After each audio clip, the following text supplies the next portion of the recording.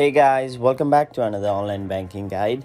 In today's guide, I'll show you how you can enroll or register to bankHometown's online banking account and services from your mobile device. First of all, go to any web browser on your mobile device and then in the web address bar type in bankhometown.com. And once you're in this website, tap on the logins option on the top left corner of the screen.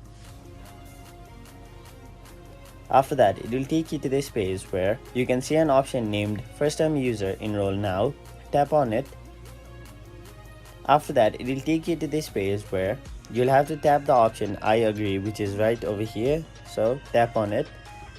And now in order to register or enroll, you'll have to enter your account number, your first name, last name, email address, the last 4 digits of your SSN or your social security number.